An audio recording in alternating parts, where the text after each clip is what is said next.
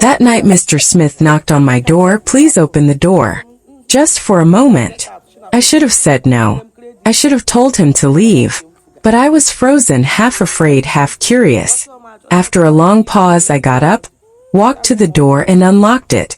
And that was the beginning of everything. He walked slowly over to me and reached for my hand. His touch was warm, almost gentle. I could have pulled away. I didn't.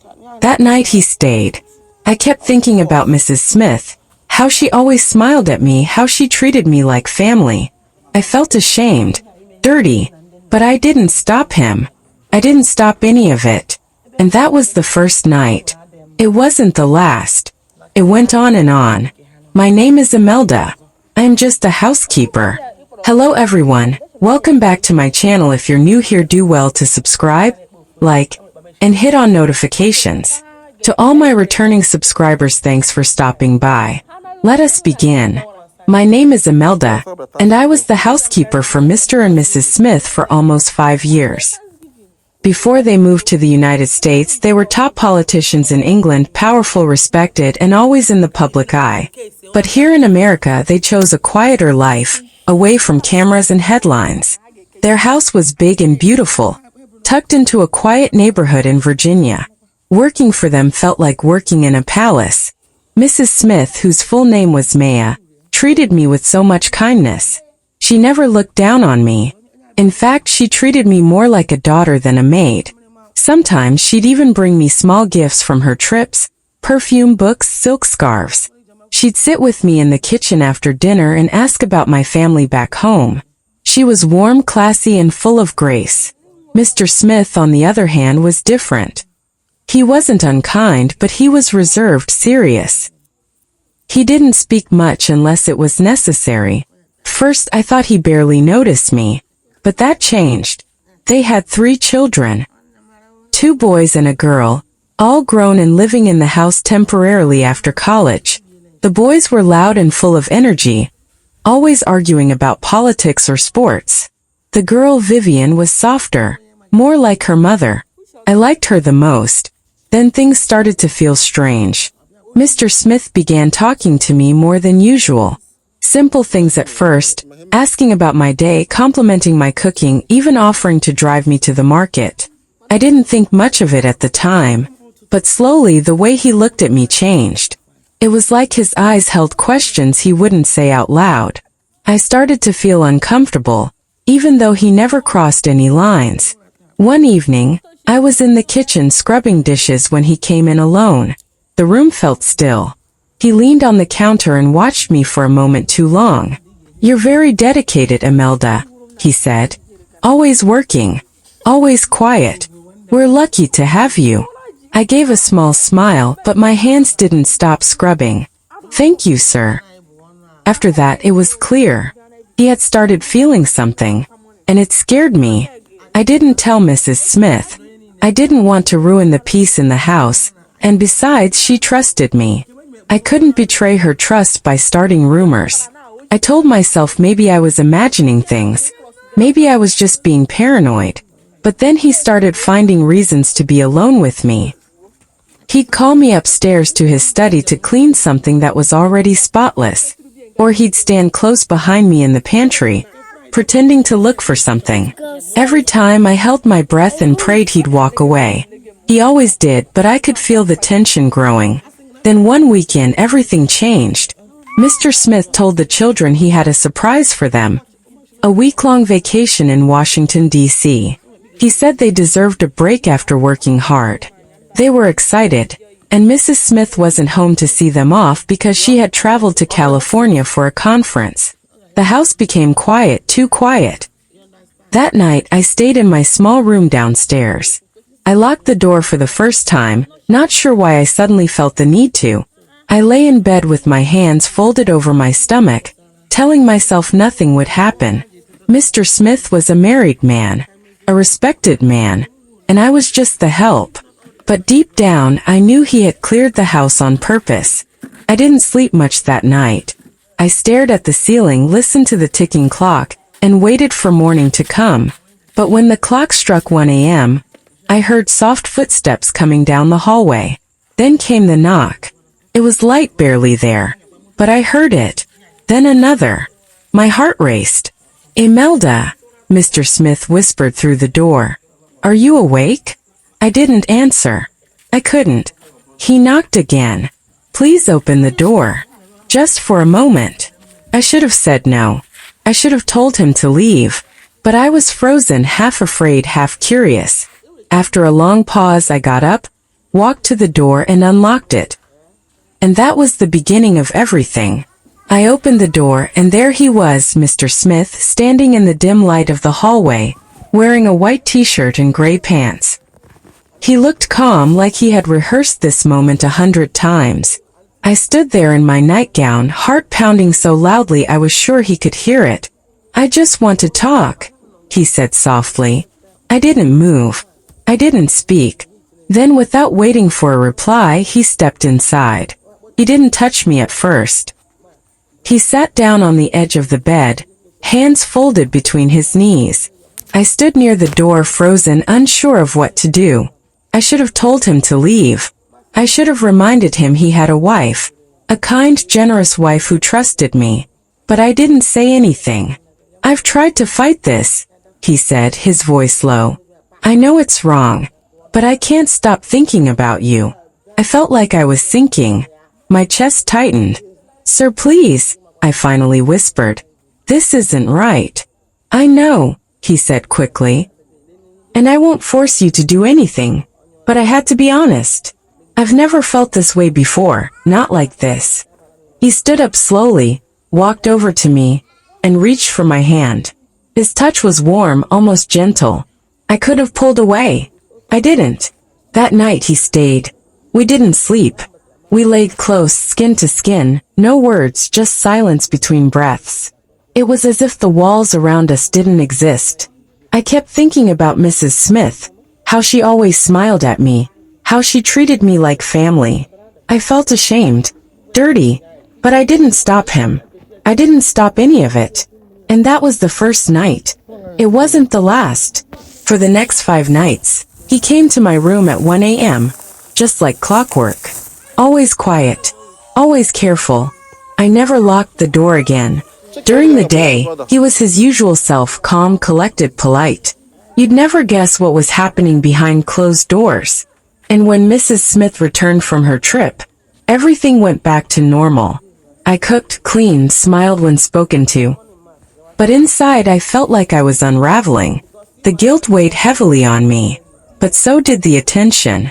I had never been looked at that way before, like I mattered, like I was wanted. I didn't have much in life. No real family of my own, no savings, no home. Just this job. And then a thought crept into my mind, one I couldn't shake. What if I had something that tied me to him forever? First I pushed it away. But every time he came to me, the thought grew louder. He was wealthy, powerful, respected. And I was just a housekeeper.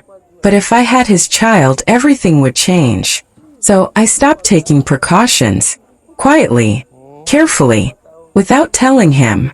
And it didn't take long. 3 months later I missed my period. I took a test.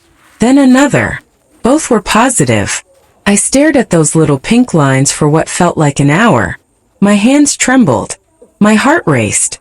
I felt both fear and victory at the same time. I wasn't stupid, I knew what this meant. It meant everything would have to come out now. There was no more hiding. No more pretending. That night when he came to my room I told him. I'm pregnant, I said, sitting on the edge of the bed with both hands on my lap. He went pale. His breath caught. He didn't speak for a long time. Are you sure? He finally asked. Yes, I said. I took the test. Twice. He ran his fingers through his hair, stood up, paced the room. This changes everything, he muttered. I didn't respond. I knew it did. That was the plan. What do you want to do? He asked after a while. I looked up at him. I want to keep it. He didn't argue. To my surprise, he didn't ask me to get rid of it. He didn't shout. He didn't panic. Instead, a few days later, he called me into his study.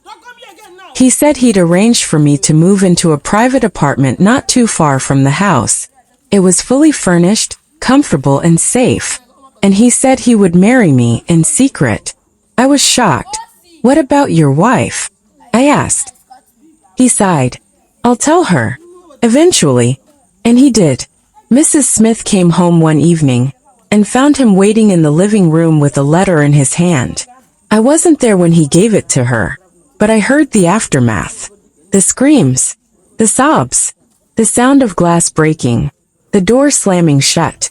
She never spoke to me again. The morning after Mrs. Smith found out, the house felt like a grave. No one spoke. No one moved. The air was heavy, as if all the joy and peace had been drained out of the walls. I stayed in my room, not daring to come out. I could hear her footsteps upstairs, pacing, slamming drawers, rushing in and out of rooms. By noon, the housekeeper's bell rang. I slowly made my way to the kitchen, expecting to see her. But it was Mr. Smith. She's leaving, he said quietly. I stood frozen. She's taking the children with her. They're going back to England. My heart sank. What about me? He looked at me for a long time. You'll stay in the apartment I set up. I'll make sure you're cared for. I didn't know what to say. I nodded slowly and he turned and walked away. That afternoon, I watched from a distance as Mrs. Smith dragged her suitcase down the stairs. Her daughter Vivian followed, eyes puffy from crying. The boys carried their bags out without looking at anyone. No one said a word to me, not even a glance. Mrs. Smith paused at the front door. Her face was pale, tight with pain. Then she looked up at the house one last time, got into the car and left. Just like that. She never returned. I moved into the apartment the same day. It was nice, modern furniture, a stocked kitchen, even a balcony with a view of the lake. Mr. Smith visited often in the beginning. He brought groceries, checked on me, made sure I had everything I needed. He was kind, gentle, but never quite the same. We had a small wedding, just the two of us and a local officiant. No guests, no rings, just a signature on a paper that made us husband and wife. It felt more like a business deal than a marriage.